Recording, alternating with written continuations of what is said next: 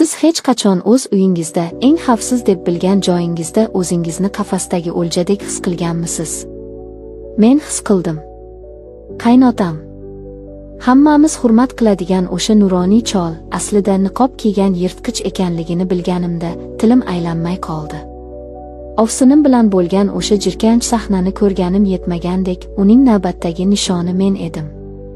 Erim menga ishonmadi, meni tuhmatchiga chiqardi. Lekin men vannaxonaga o'rnatgan o'sha kichkina kamera. U hamma narsani o'zgartirib yubordi. Bugun men sizga bir oilaning qanday qilib ich-ichidan chirib qulaganini aytib beraman. Bu hikoya emas, bu ogohlantirish. Salom, mening dardkashlarim. Ismim Zuhra, ismlar o'zgartirilgan. Yoshim 27 da. Hozir sizga aytib beradiganlarimni eslab, hali ham vujudim titraydi. Inson zoti shunchalik tubanlikka borishi mumkinligiga ishonging kelmaydi, lekin hayot ba'zan eng qo'rqinchli kinolardan ham dahshatliroq ssenariylarni taqdim etar ekan. 20 yoshimda turmushga chiqdim. Ota-onamning xohishi, kattalarning maslahati bilan. Erim Sardor aka bilan to'ydan oldin bor yo'g'i 5 marta uchrashgandik. U paytlarda sodda qiz edim, muhabbat to'ydan keyin keladi degan gaplarga chin dildan ishonardim. Qarindoshlarim, tanimagan odaming bilan yashash qiziqroq, bir-biringizni asta-sekin kashf qilasizlar, deyishardi. Afsuski, bu kashfiyot men uchun fojiaga aylanishini bilmasdim. Turmush o'rtog'im yomon inson emasdi. Mehribon, oilaparvar, og'ir bosiq. O'rtamizda yonib kuygan sevgi bo'lmasa ham, chuqur hurmat va iliqlik bor edi. Men shunga ham shukr qilardim. Hamma shunday yashaydi-ku, asosiysi tinchlik deb o'zimni ovutardim. Erimning oilasi katta edi. Qaynotam, qaynonam, erimning akasi, uning xotini, ovsinim Sevara va ularning 2 farzandi, hammamiz bir hovlida, katta qozonda qaynar edik. O'zbekchilikda bu normal holat. Katta oila, fayzli hovli. Men kelin bo'lib tushganimda, o'zimni xuddi yangi, katta va ahil oilaning bir qismidek his qilardim. Qaynotamni o'z otamdek, qaynonamni onamdek ko'rdim. Ovsinim bilan ham opa-singildek bo'lib ketdik deb o'ylardim. Dastlabki 3 oy xuddi ertakdek o'tdi. Lekin ertakning yovuz sahifalari ochilishi oldinda edi. Vaqt o'tishi bilan uyda g'alati narsalarni seza boshladim. Kunduzlari hamma ishda bo'lardi. Erim va qaynog'am, erimning akasi ishga ketishar, bolalar maktabda, qaynonam esa ko'pincha qo'shnilarnikida yoki bozor o'charda bo'lardi. Katta hovlida asosan men, ovsinim Sevara va qaynotam qolardik.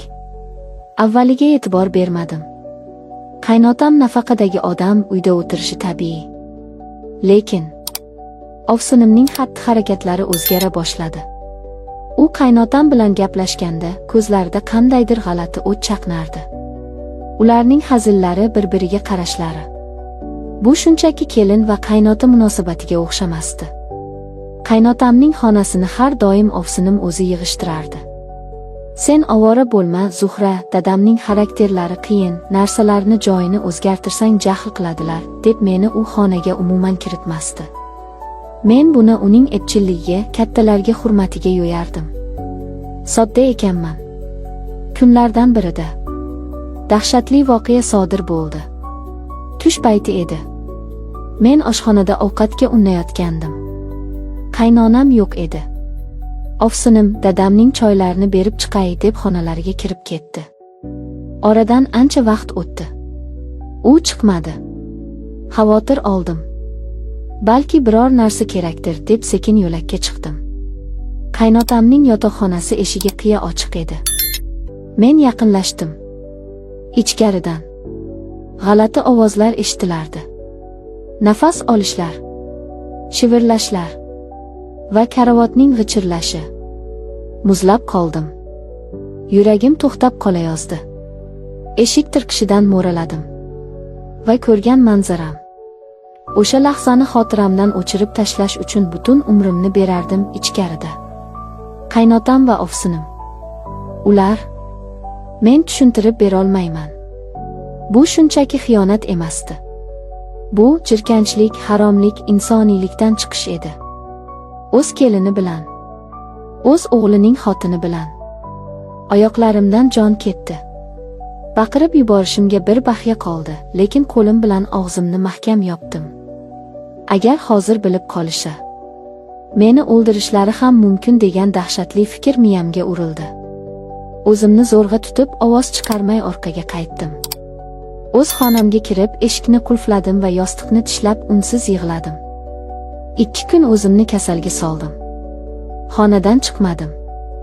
Erimgayam, boshqalarga ham qaray olmasdim. Ularning yuziga qaraganimda o'sha manzarani ko'raverardim. Miyamda minglab savollar aylanardi. Qanday qilib? Nega? Qaynog'amchi? Bechora qaynog'am xotinining va otasining bu ishidan bexabar-ku. Qaynonamchi? Men endi bu uyda o'zimni xavfsiz his qila olmasdim. Bu uy, bu do'zaxning o'zi edi.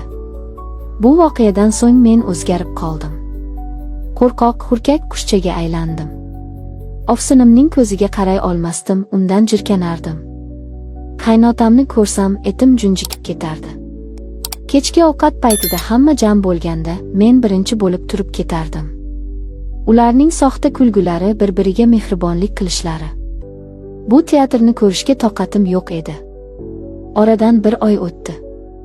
Men bu sirni ichimda saqlashga majbur edim. Chunki kimga aytaman? Kim ishonadi menga? Kelin qaynotasiga tuhmat qilyapti deb meni haydab yuborishlari aniq edi. Lekin baloning ikkinchisi hali oldinda ekan. Ovsinim bilan bo'lgan munosabat qaynotamga kamlik qildi shekilli, yoki u o'zini sulton deb hisoblay boshladimi? Uning nigohlari endi menga qadaldi. Bir kuni vannaxonani tozalayotgandim. Suv shildirab oqayotgandi. To'satdan eshik ochildi. Qaynotam kirdi. Men cho'chib tushdim. "Dada, chiqing, men tozalayapman", dedim shosha-pisha. U chiqib ketmadi. Eshikni ichkaridan qulfladi. Yuragim qinidan chiqib ketayozdi. U menga yaqinlashdi. Ko'zlarida o'sha ovsinim bilan bo'lgandagi iflos uchqun bor edi. "Zuhra, sen juda chiroylisan", dedi u xirillagan ovozda. "O'g'lim xotin tanlashda adashmabdi. Seni ko'rib ko'zim to'ymaydi." Men burchakka qisilib qoldim. "Dada, nimalar deyapsiz? Allohdan qo'rqing", dedim qaltirab. U menga yanada yaqinlashdi. Qo'lini uzatib sochimni silamoqchi bo'ldi. "Yoshroq bo'lganimda senga o'zim uylanardim", dedi u yuzsizlarcha. Men bor kuchimni to'plab uni itarib yubordim va eshikni ochib qochdim.